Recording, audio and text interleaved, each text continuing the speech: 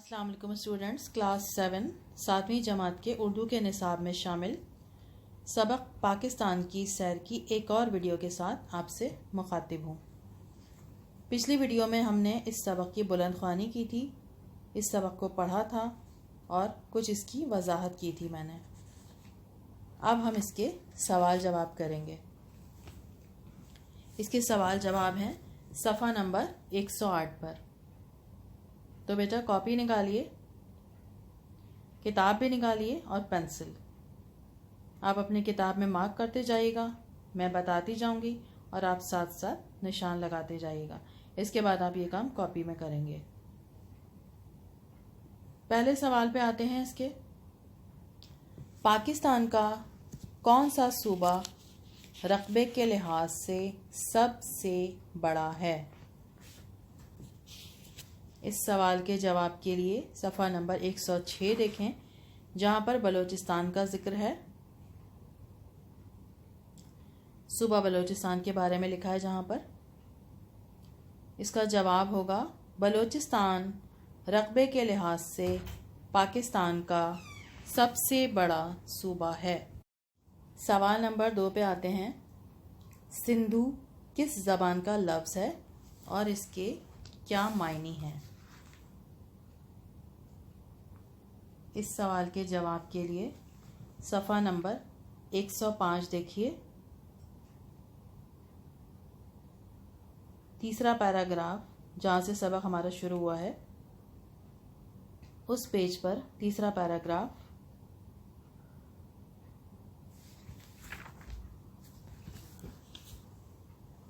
सिंधु सिंधी ज़बान का लफ्ज़ है और इसके मायने हैं बड़ा दरिया।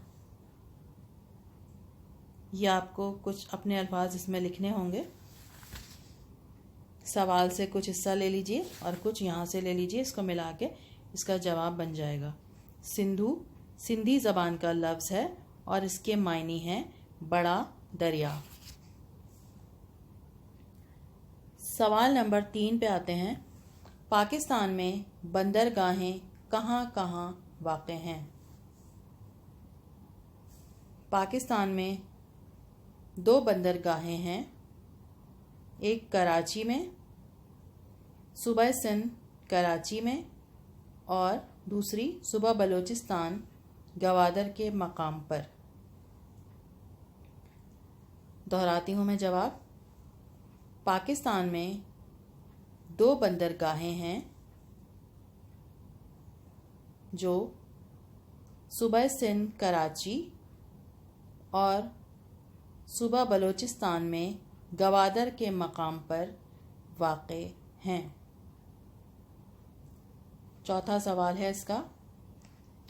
लफ्ज़ पंजाब किन लफ्ज़ों का मुरक्कब है?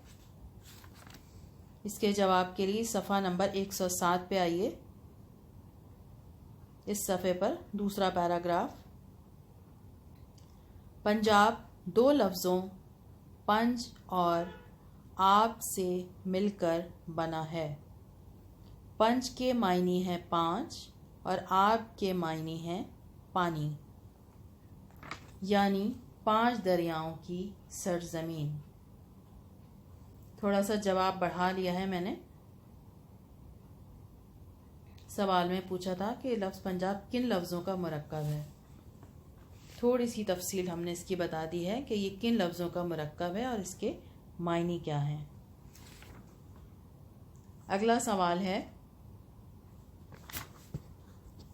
सोना उगलती ज़मीन से मुराद है ऐसी ज़मीन जिसमें बहुत अच्छी फसलें उगती हों, यानी ज़मीन ज़रख़ेज़ हो, और जिस ज़मीन से बहुत ज़्यादा मादनियात निकलती हों, जो ज़मीन कुदरती वसाइल से माला माल हो, यानी मादनियात, कोयला वग़ैरह।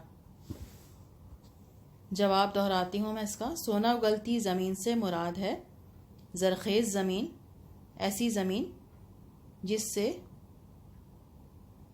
बहुत ज़्यादा फसलें उगती हों और जो कुदरती वसाइल से माला माल हो, यानी मादनियात वग़ैरह ज़मीन से निकलती हों। मादनियात कहते हैं منرلز، معدنیات کہتے ہیں منرلز کو۔ اگلا سوال ہے اس کا، چھانگا مانگا کے جنگل کی کیا انفرادیت ہے؟ اس سوال کے جواب کے لیے جہاں پر سبق ختم ہو رہا ہے لکھا ہے کہ چھانگا مانگا کا جنگل دنیا میں انفرادیت رکھتا ہے۔ یہ دنیا کا سب سے بڑا جنگل ہے جسے خود اگایا گیا ہے۔ سبق کا آخری پیراگراف نیچے سے چوتھی لائن میں، یعنی اس جنگل کی انفرادیت یہ ہے کہ یہ مصنوعی جنگل ہے، اسے خود اگایا گیا ہے۔ یہ نیچے سے چوتھی لائن میں اس کا جواب موجود ہے، یہ آپ لکھ لیے گا۔ آخری سوال ہے اس کا، کھیوڑا کی شہرت کس وجہ سے ہے؟ اس کا جواب بھی یہیں موجود ہے سبق کی آخری لائنوں میں۔ کھیوڑا کی شہرت اس وجہ سے ہے کہ یہاں پر دنیا کی سب سے بڑی نمک کی کان ہے۔ جواب دہراتی ہوں میں، کھیوڑا کی شہرت اس وجہ سے ہے کہ یہاں دنیا کی دوسری بڑی نمک کی کان ہے۔ سوال جواب ہو گئے ہیں صفحہ نمبر 109 پر۔ سوال نمبر 4 پہ آتے ہیں، دیے گئے الفاظ اور محاوروں کو جملوں میں استعمال کیجیے۔ یہ کچھ الفاظ و محاورات ہیں، ان کے جملے بنانے ہیں آپ کو۔ ایک ایک جملہ میں بنا دیتی ہوں، پھر آپ لوگ خود بنا لیں گے۔ ضروری نہیں ہے کہ آپ وہی جملے بنائیں جو میں آپ کو بتاؤں۔ پہلا لفظ ہے اس کا مالا مال۔ اس کا مطلب ہے کثیر مقدار میں ہونا، بہت زیادہ ہونا کچھ۔ جیسے آپ کی کتاب میں ہی ذکر کیا گیا ہے کہ صوبہ بلوچستان قدرتی وسائل سے مالا مال ہے۔ پاکستان کی زمین قدرتی وسائل سے مالا مال ہے۔ پاکستان کے علاقے قدرتی حسن سے مالا مال ہیں۔ جو چاہیں آپ جملہ بنا سکتے ہیں۔ حسن سلوک اچھے اخلاق کو کہتے ہیں، اچھی طرح پیش آنے کو کہتے ہیں۔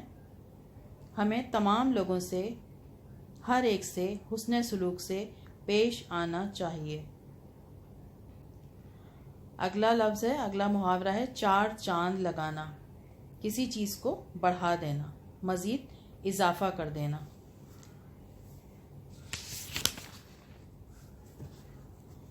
جھیل سیف الملوک کی خوبصورتی نے علاقے کو چار چاند لگا دیے ہیں۔ یہ اس طرح سے ہو سکتا ہے، جھیل سیف الملوک نے علاقے کی خوبصورتی میں چار چاند لگا دیے ہیں۔ اگلا محاورہ ہے حلقہ بگوش اسلام۔ اسلام کے حلقے میں داخل ہونا، اسلام قبول کرنا۔ ہمارے پیارے نبی صلی اللہ علیہ وسلم کے حسن اخلاق سے متاثر ہو کر بہت سے لوگ حلقہ بگوش اسلام ہوئے۔ ہمارے پیارے نبی صلی اللہ علیہ وسلم کے حسن اخلاق سے متاثر ہو کر بہت سارے لوگ حلقہ بگوش اسلام ہوئے۔ اگلا لفظ ہے فلک بوس۔ فلک بوس بہت زیادہ بلندی، بہت زیادہ اونچائی کو۔ دبئی میں بہت سی فلک بوس عمارتیں ہیں۔ دبئی میں بہت سی فلک بوس عمارتیں ہیں۔ اگلا لفظ ہے اس کا کھو جانا۔ سوات اور کاغان کی وادیوں کو دیکھ کر انسان ان کے مناظر میں کھو جاتا ہے۔ یہ آپ کی کتاب میں بھی موجود ہے۔ سوات اور کاغان کی وادیوں کا حسن دیکھ کر انسان ان کے مناظر میں کھو جاتا ہے۔ سوال نمبر 5 ہے اس کا، دیے گئے الفاظ کے متضاد لکھیے، اپوزٹ لکھنے ہیں ان الفاظ کے۔ پہلا لفظ ہے اس کا قدرتی۔ قدرتی کا متضاد ہوگا مصنوعی۔ اگلا لفظ ہے خوش ذائقہ۔ اس کا متضاد بد ذائقہ۔ اگلا لفظ ہے پستہ قد۔ پستہ قد کہتے ہیں چھوٹے قد کو، اس کا متضاد ہوگا طویل قد، لمبا قد۔ اگلا لفظ ہے کثیر۔ کثیر کا مطلب ہوتا ہے زیادہ، کثیر کا متضاد ہوگا قلیل یعنی کم۔ سوال نمبر 7 پہ آتے ہیں۔ اس میں واحد جمع لکھنے ہیں۔ کچھ الفاظ دیے گئے ہیں، جو الفاظ واحد ہیں ان کی جمع لکھیں گے اور جو جمع ہیں ان کی واحد لکھیں گے۔ پہلا لفظ ہے ملک، ممالک۔ باغات، باغات جمع ہے، اس کی واحد باغ۔ مناظر جمع ہے، اس کی واحد منظر۔ ایام جمع ہے، یوم۔ وطن واحد ہے، اس کی جمع اوطان۔ مقام واحد ہے، اس کی جمع مقامات۔ یہ کام آپ کو کاپی میں کرنا ہے پراپر ڈیٹ اور انڈیکس کے ساتھ۔ اگلی ویڈیو میں آپ سے پھر بات ہوگی۔ اللہ حافظ۔